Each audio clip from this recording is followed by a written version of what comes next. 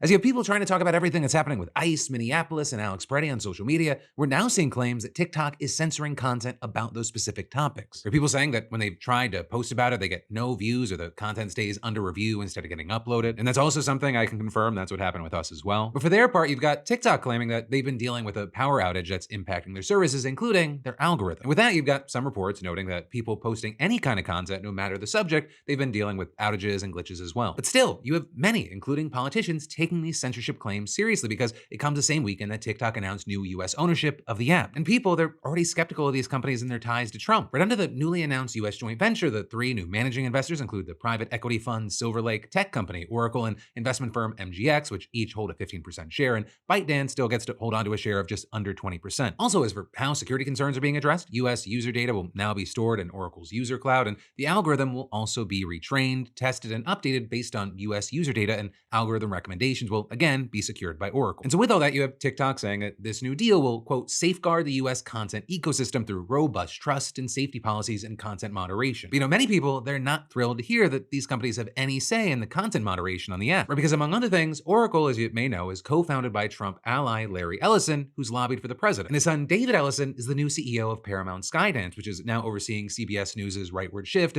becoming essentially Fox News Light. And so many, they're afraid that the Ellisons are gonna do to TikTok what they did to CBS, or maybe what Elon Musk did to Twitter. But also, that's not even where the Trump ties end. I understand why it's getting so much attention, but the MGX firm, right, that has a 15% stake, it's UAE based, and they've done deals with the Trump crypto business. And with all this, you have Trump giving himself major credit for this deal, saying that he's happy to have helped save TikTok and adding, it will now be owned by a group of great American patriots and investors, the biggest in the world, and will be an important voice. Along with other factors, it was responsible for my doing so well with the youth vote in the 2024 presidential election. I only hope that long into the future, I will be remembered by those who use and love TikTok. And I mean, yeah, he will probably be remembered by TikTok users, but also that's not necessarily a good thing. Right? The why people are remembered, that usually matters too. And with that, you had a Georgetown professor saying, this deal allows for, quote, more theoretical room for one side's views to get a greater airing. And adding, my worry all along is that we may have traded fears of foreign propaganda for the reality of domestic propaganda. And if you look into some corners of TikTok,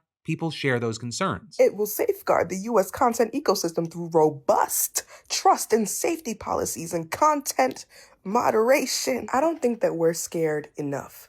For this to happen right now is really, really bad. Now, also, I should note there was other outrage regarding the app over the weekend regarding its new privacy policy, with many thinking that it's now tracking immigration status, but also it doesn't appear quite like it sounds. And I'll explain, right? So the policy, it says that the app can collect sensitive personal information like sexual life or sexual orientation, status as transgender or non-binary, citizenship, or immigration status. And so you have tons of people saying they're gonna be deleting the app because of this and that it's gone way too far. But here's a big thing with that. A version of that was already in TikTok's policies before the United States ownership was announced, and it's not new to the US deal. And you've got outlets like TechCrunch explaining that this language is primarily there to comply with state privacy laws like California's Consumer Privacy Act. Now, because TikTok collects data from user content, you technically have to discuss that information yourself, either in a video or a comment for it to be processed by TikTok. In the app, it just legally has to tell you that it's processing that in accordance with the law. So it is nothing super new, but it is, again, understandable that it's raised so many red flags for so many people in this political climate, especially as there are also other actual policy changes in these new terms. And so, for example, TikTok expanded some of its capabilities for targeted advertising and precise location tracking for people whose settings enable this. And in general, it feels like, there's just a lot